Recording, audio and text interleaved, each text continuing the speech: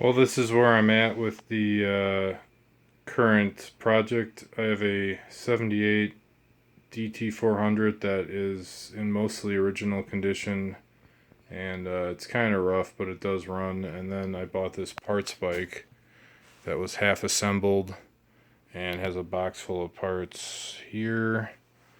I'm basically just going to make this bike a street legal, which I do have the title for it, the street legal with all the best of the best parts. And then I'm either going to part this one out or make an off-road only uh, DT400 with this bike.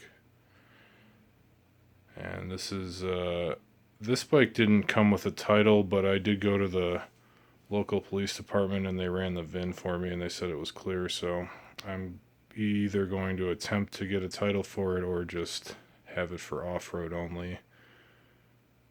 But I found both of these within like a few days of each other.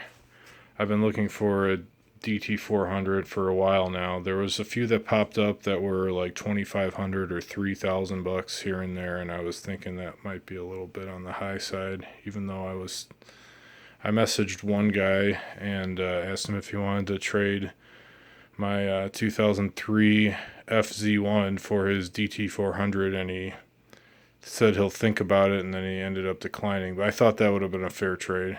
I think they're both worth about $2,000 or so as of right now. But anyways, I'm going to work on this over the winter, and they're both 78s.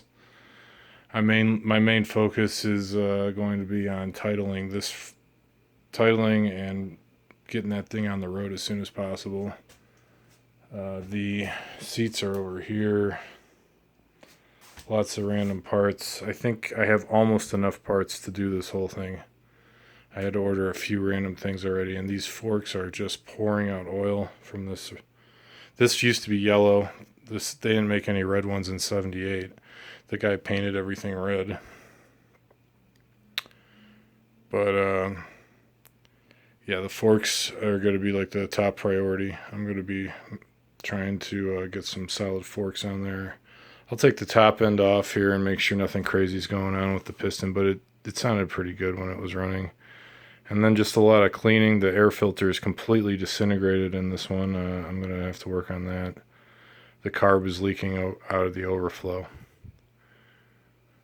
And I don't have a headlight for this one, but I do have a headlight for that one. I have no tail lights for either one, or turn signals. So that's where my spare bedroom's going this winter. It looks like I just stepped in this. Nice. I just stepped in that oil from the forks. Yeah, the guy that sold me this one was he kind of talked it up a little bit. Like it's like ready to rock and roll, and then I get it home, and the forks are dumping oil. And I mean, what else was wrong with it? He just put a lot of like SAE bolts in like metric. I mean, there's like gonna need to be frame bolt holes to be retapped like left and right. There's a lot of stupid crap that was on this one. And I haven't gotten these really up to speed yet. I drove this yellow one around the neighborhood for about 20 minutes, and I probably got up to 30 or maybe 35.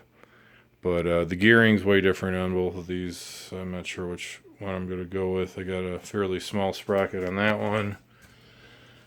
And kind of like probably, I don't know, 8 to 10 more teeth on that one. Since I don't like really driving motorcycles over like 55 or 60 anyways, I'll probably end up with that larger sprocket. But this is the winter project. Hopefully, and I mean really hopefully, it's done by spring. I have like a really, really nice example to drive around, and then either one parted and this other one parted out, or an off-road build going on. We'll see what happens.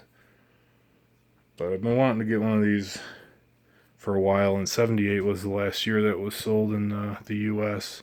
It might have stretched down past 78 in other markets, but 78 was the last year in the U.S., so that's where I'm at. I'll give you an update in a few months.